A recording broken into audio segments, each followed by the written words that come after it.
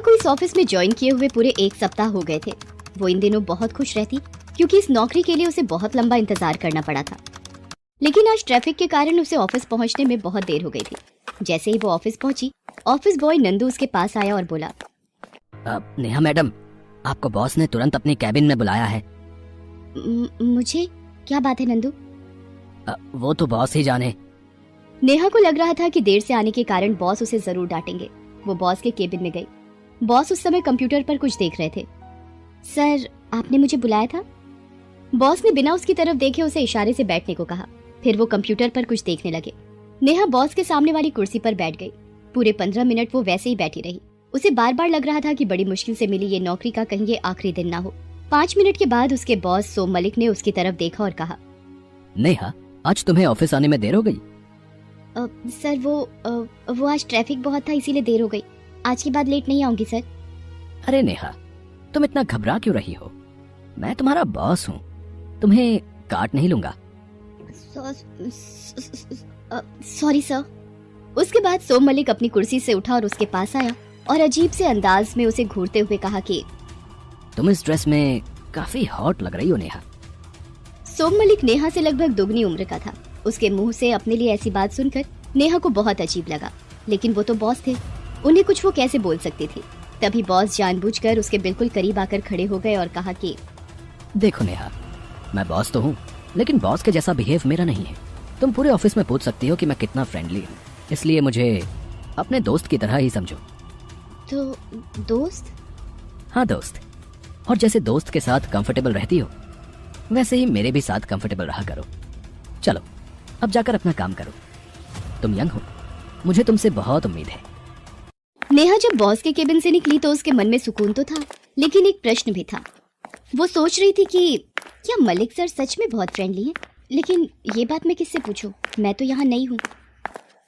नेहा की माँ 5 साल पहले ही गुजर गई थी। पिछले साल उसके पापा को लकवा मार गया था, इसलिए वो बेचारे बिस्तर पर ही रहते। पहले वो काम करते थे तो घर का खर्च आराम से चल जाता था, लेकिन अचानक से उनके बिस्तर पर पड़ जाने के कारण नेहा को पढ़ाई छोड़कर काम शुरू करना पड़ा।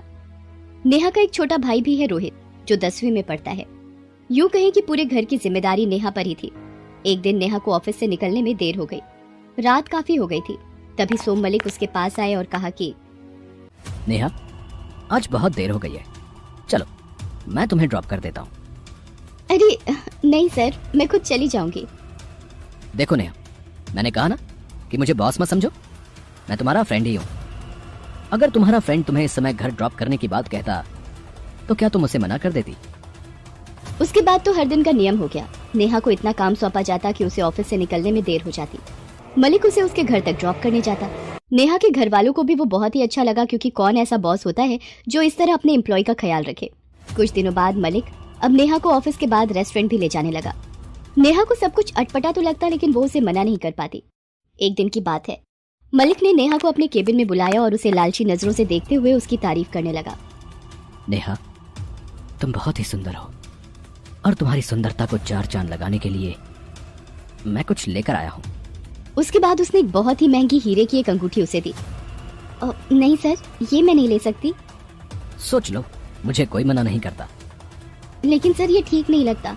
अभी ना तो मेरा बर्थडे है और ना ही कोई ओकेजन जो आप मुझे ये महंगा गिफ्ट दे रहे हैं। सोम मलिक को गिफ्ट देने के लिए किसी ओकेजन की जरूरत नहीं है। ये तो मेरा प्यार है। प्यार? मैं अपने सभी एम्प्लॉयज के साथ बहुत प्यार करता हूँ, बहुत, जितना तुम सोच भी नहीं सकती। नेहा के दिल की धड़कन फिर से बढ़ने लगी थी। उसे अपने बॉस का ये बिहेवियर बिल्कुल भी नॉर्मल नहीं लग रहा था। सोम मलिक ने भी उसके चेहरे के भाव को पढ़ लिया था, इसलिए उसने नेहा से कहा, नेहा, रंजना को जानती हो ना तुम? दिव्या को और श्वेता को? जी जी सर, मैं रंजना मैम, दिव्या मैम और श्वेता मैम सभी को जानती हूँ। तुम कुछ भी नहीं जानती। मैं समझी नहीं सर। ये सब तुम्हारी ही तरह ऑफिस असिस्टेंट की तरह यहाँ आई थी। आज देख लो कहाँ है वो। तुम भी उनकी तरह आगे बढ़ना चाहती हो या नहीं? जी सर, आगे तो सभी बढ़ना चाहते हैं। चाहते तो सब हैं, लेकिन सबके पास मेरे जैसा फ्रेंडली बॉस नहीं होता। घर जाना और इसके बारे में सोचना, और हाँ, कल ये वाली अंगूठी पहन कर आना। नेहा के सामने अब सब कुछ साफ था। वो समझ गई थी कि सोम मलिक कैसा आदमी है, लेकिन उसके पास मजबूरी थी। वो नौकरी नहीं छोड़ सकती थी। हाँ, वो एक काम कर सकती थी कि वो बॉस की बात को ना माने। उसने वही किया। उसने अपने सम्मान को चुना। दिन बीतते गए। एक दिन की बात है, सोम मलिक ने उसे अपने केबिन में बुलाया और गुस्से में कहा, नेहा, तुम अपने काम में बिल्कुल भी सीरियस नहीं हो। हर दिन कोई ना कोई गलती तुम्हारे काम में होती है। इस तरह से चलता रहा तो मुझे मजबूरन तुम्हें काम से निकालना पड़ेगा। लेकिन सर, मैं तो अपना काम पूरी ईमानदारी और ध्यान से करती हूँ। तो क्या मैं झूठ बोल रहा हूँ?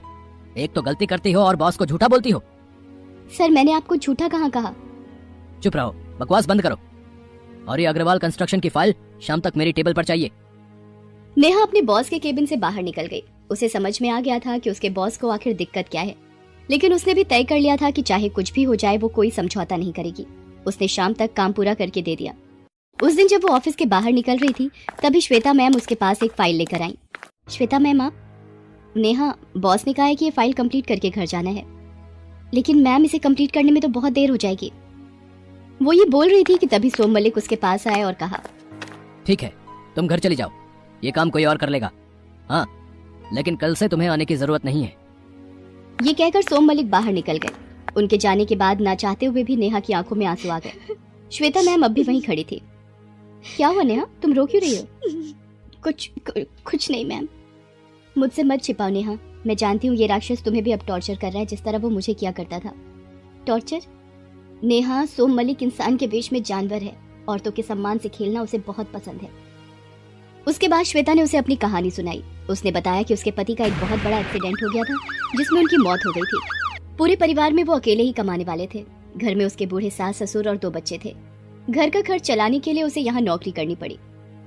सोम मलिक मेरी मजबूरी जान गया था, इसलिए वो उसका गलत फायदा उठाने लगा। मैं उसका विरोध करना चाहती थी, लेकिन मजबूरियों की बेड़ियां मेरे पैरों से इस तरह लिपटी हुई थी कि कब मैंने अपनी आत्मा को बेच दिया मुझे पता नहीं लगा। ये कहकर श्वेता फूट फूट कर रोने लगी। मत रोइए श्वेता मैडम, मत रोइए। औरतें कमजोर नहीं होती, बस वो खुद को कमजोर समझती हैं। अब आप देखते जाइए मैं इस सोम मलिक को उसके किए की क्या सजा देती हूँ। अगले दिन जब नेहा ऑफिस आई तो सीधे सोम मलिक के केबिन में चली गई। उस दिन उसने बहुत ही सुंदर ड्रेस पहन रखी थी और वो बहुत ही खूबसूरत लग रही थी। आज उसने सोम मलिक द्वारा दी गई अंगूठी भी पहनी थी। सोम मलिक नेहा के बदले रूप को देखकर समझ गया कि ये मछली भी उसके जाल में फंस गई है। आखिर तुमने भी बाकियों की तरह आगे बढ़ने का तय कर ही लिया नेहा। जी सर, कोई बेवकूफी होगा जो आगे नहीं बढ़ना चाहेगा। ये तो मेरी किस्मत है कि आपके जैसा फ्रेंडली बॉस मुझे मिला। उसकी बात को सुनकर वो नेहा के करीब आया और उसे एक होटल में मिलने के लिए बुलाया। नेहा तय वक्त पर वहाँ पर पूरी तैयारी के साथ पहुँच गई थी। उसने उस कमरे में पहले से ही कैमरे लगवा दिए थे और कुछ ऐसी व्यवस्था कर दी थी कि सोम मलिक जो भी करे उसका लाइव टेलीकास्ट हो। साथ ही होटल में पुलिस भी पहुँच चुकी थी। सोम मलिक होटल के उस कमरे में पहुँच गया। नेहा पहले से ही तैयार बैठी थी। वाह, कमाल लग रही हो तुम नेहा। कितना तरसा हूँ मैं तुम्हारे साथ के लिए। आज से तुम्हारी तरक्की के सारे रास्ते खुल जाएंगे, जैसे श्वेता, रंजना और दिव्या के लिए मैंने खोले थे। उसके बाद सोम मलिक नेहा से जबरदस्ती करने लगा। अरे अब कैसा शर्माना, मेरे जैसा फ्रेंडली बॉस तो कोई नहीं होगा। लेकिन सोम मलिक की फ्रेंडशिप का वो आखिरी दिन था। उसकी कारगुजारियों के बारे में लाइव टेलीकास्ट के माध्यम से सारे शहर को पता लग गया था। 10 सेकंड के अंदर पुलिस भी अंदर आ गई और उसे रंगे हाथों पकड़ लिया। लेकिन अब भी वो अपनी बदमाशी से बाज नहीं आया।